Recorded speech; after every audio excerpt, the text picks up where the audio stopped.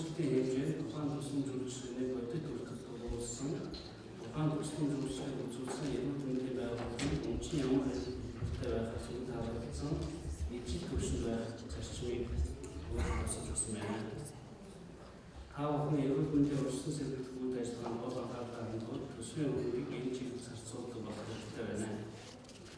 Эрүүл ажлын байр, эрүүл сургууль, санхүүгийн хэмжээнд итгэх талаар томоохон алхам их цаг болсон байна. За аливаа хуулийн хэрэгжилт бол зохион байгуулалтаас туйлыг хамаардаг. Иймээс эмнэлгийн тусламж үйлчлэгийн тухай хуулийн хэрэгжилтийг богино хугацаанд жинхэнэ утгаар хангахад төрийн шашаалтны байгууллагын гүйцэтгэх үүрэг хариу бүлээх хариуцлага өндөр байх ёстой юм аа. Энэ салбарын өөрчлөлт шинжилгээс монголчууд бидний амьд явах амьдралын бодлого эрүүл байж удаан наслахад олон зүйл шалтгаалж байгаа. Та бүхний шинэ хуулийн баримт ажлаа амжилттай төлөвлөлтөд шинэ сэтгэлгээгээр их хүчтэй ажиллах гэж байна.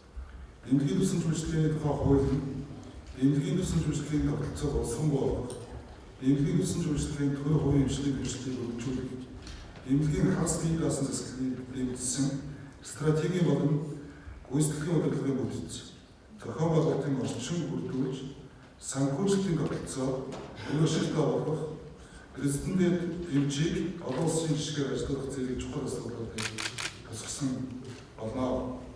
Гүйцэтгэл Монгол Улсын иргэн өөрийн оршин суугаа засаглалаа нутаг дэвсгэрийн нэгж төгөл ажиллагаа явуулж байгаа тусгай зөвшөөрөл өгөх сум тусганы эрүүл мэндийн төвийн эмчийг хөдөө нутгийн иргэд ойр орон нутаг дэвсгэрийн сум тусганы эрүүл мэндийн төвийн эмчийг сонгон өөрчлөлтөд зааснаас гадна төрийн тусламжийн үйлчлэгээр тусгай зөвшөөрөл өгөхийг төрийн тусламжийн төв, сум тусганы эрүүл мэндийн төв, төрийн болон номлогийн өмчлөлт, хоёрын өмчлөлийн эсвэл халин өмчийн буюу өмчийн бүх хэлбэрийн нэгдсэн өргөдсөн мэргэжлийн мэдээ тусгай эмнэлэг үйлчлэхээр өөрчилсөн.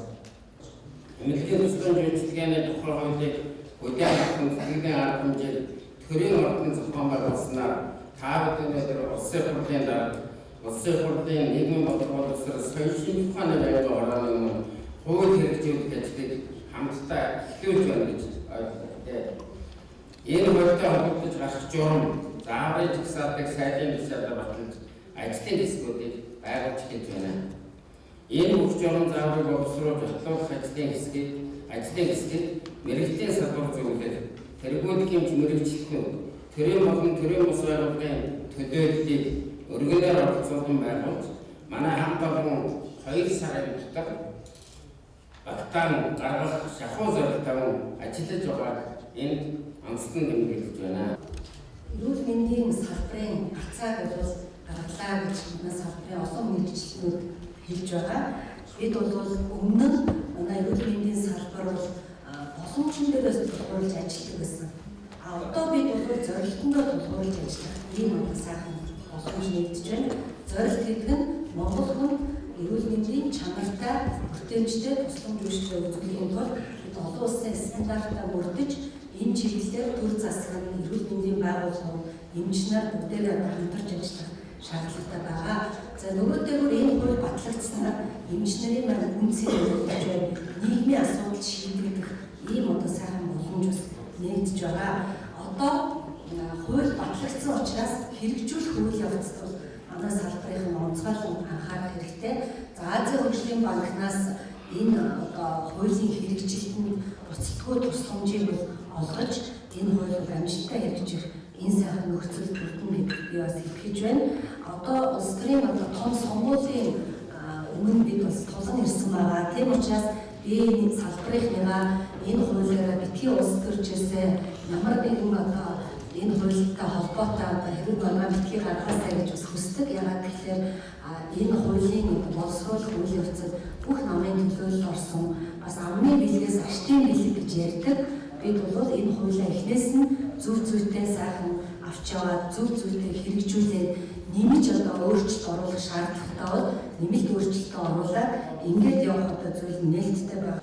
Нэгдүгээр бас нэгэн уншиж гарсан хууль намаргүй зөвөр явсан түрүү бас хацагтайгаа өгөн танад анзаарсан бол манай одон туяа санаачлагчийн донд ажил хийж чаддаг байсан. Танаар анзаарсан байх. Анх бол гişүүд санаачлаад тэгээд засгийн газарт шилжүүлээд ингээд сэтгүүлээр ингээд явсан. Их туншиж гарсан бол хэрэгжилт нь асар чухал ач холбогдолтой төлөвлөгөө зэрэг байна. Энэ салбарын ажилтнууд маань өөрийнхөө хэрэгжилтийг бодтой болох тал дээр бүх хүчээр дамжуулсан гэдэгт найдаж байна. За хоёрдугаарт саяын 4 жил бол бидний улс төрчтэй 4 жил явсан. Харин эрүүл мэндийн боловсролын салбартай бол улс төрчихгүй гэж хоёр улс төрийн хүчин хангалтсан ойлгогдсон байсан учраас эрүүл мэндийн төлөөлөл боловсролын бодлого гэх мэтийн суурь одоо хууль бодлоготой бол Европын улс төрүүгээр аль аль улс төрийн намын бүлгийн гишүүд нь идэвхтэй оролцож тэр ажил хийж байдлаа баталсан нүгээрээ бас онцлог болсон гэдгийг хэлхийг хүсэж байна. Тийм болохоор зэрэг энэ хууль бол настай энэ салбартаа өөрчлөлтийг авчирсан хууль байх болно гэж найдаж байгаа илэрхийлэх гэсэн юм аа. Англи хөгжил дэвшилт олших энэ ертөнцийн дайрагдах хуулиар бид өнөөдөр эрүүл мэндийн салбар өөрчлөлттэй хөө гэвэл тийм бишээ. Ялангуяа 4-5 жилийн өмнө Монгол инженер чадахгүй байна хэмээн гадаад орн руу олноор явах бодит байдалтай байсан бол өнөөдөр дэлхийн инновац технологийн өсвөргүй хөгжлөгийн бид өөрсдийн дорой идэвхтэй байдлаа шүүмжлэлтэй хандан Монгол хүний хичээгүй тэмүүлэлтэй зан чанар эзэмшсэн боловсролын даваа байдал тулгуурлан хичээж ажилласны үр дүн элэг чөмг өөр шилжүүлэн суулгалт үе дунгийн суулгац судсан доторх нис ажилтнууд дунгийн хагалгаа дүс оншгооны олон шийдлүүдээр өөртөө асар их амжилтууд бий болжээ. Үүнд засгийн газраас санаачдад хэрэгжүүлсэн 11 аймгийн онцлогооны төвд дунгийн болон лабораторийн нийтлэлүүд онцлогоолж мөн Австрийн засгийн газрын хөнгөлөлтөө зээлийн шугамаар нийтдээ 59 тэрбум төгрөгийн 4 том эмнэлгийн томилгоолжийн шинжилэл 11 аймагт компьютерийн томограммын суулгуулалт олон ажлууд багтаж байна. Энэхүү хууль хэрэгжснээр эрүүл мэндийн салбарт эмнэлгийн эдийн засгийг хөгжүүлсэн, эрүүл уур амьсгал бүрдүүлсэн, стратеги удирдлагыг хөгжүүлсэн, мэргэжлийн удирдлага нарт итгэл үзүүлсэн, эрүүл мэндийн удирдлагад зөв шийдэл, зохион байгуулалтын урлаг хангах зэрэг нэмж тустай болно гэдэгт итгэж байна. Хууль батлагдсан хэрэгжиж эхлэх нэг хэрэг түүнийг зөв хэрэглэх хүссэн дээр зөв нутагшуулсан салбарын эднээс хамаарч байна.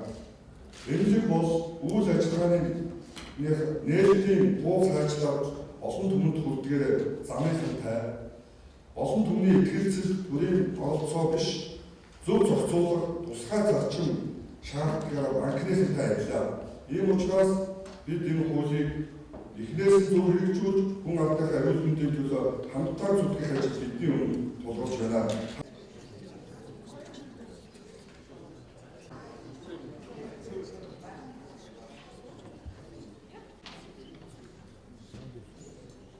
За таахны энэ өдрийн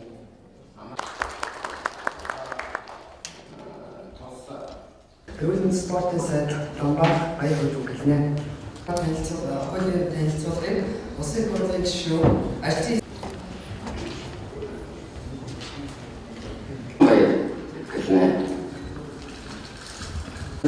Хэлсэн эрүүл мэндийн салбарын ажилтнуудын өнөөдрийг аврал болон айлтгий. Тэтгэгчтэй ажилласан хүмүүст эрүүл мэндийн спортын сайд болон эрүүл мэндийн салбарын шагнал өргөжлөлт. Одоо эрүүл мэндийн спортын хамгийн одоо үнэтэй хардуудыг одоо энэ орсон бүгд аваад үнэлж салбарын түүхэнд тэмдэглэн эрүүл мэндийн спортын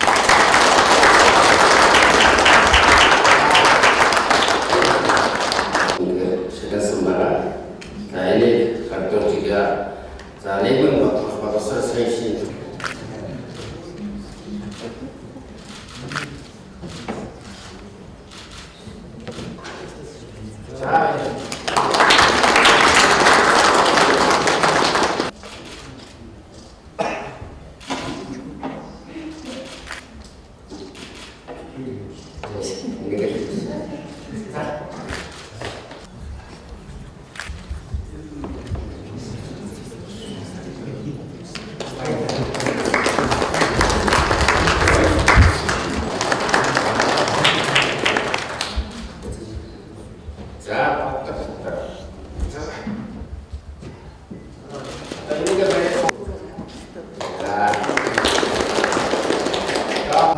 Эмнэлгийн төсөл үйлчлэгийн тухай хуулийг боловсруулахад ажлын хэсэг болон ихтэй ажилласан хүмүүст энэхүү хөрөнгөлийг гартуулъя.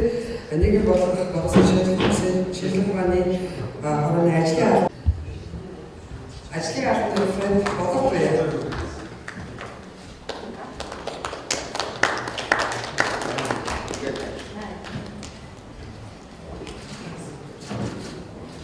За нийслэлийн Ахаа шатны төсөл үйлчлэгийн мэргэжлийн самбар зөвлөлийн гэрүү ажил ажиллагаанд аюулгүй өргөөр Монгол Улсын гарааны жүжигчин Монгол Улсын ерөнхий хэлтийн нэрмжид шагнал морин пост лидер уртын төвчрөх хариу нарт үлсээд байна. Та бүхэн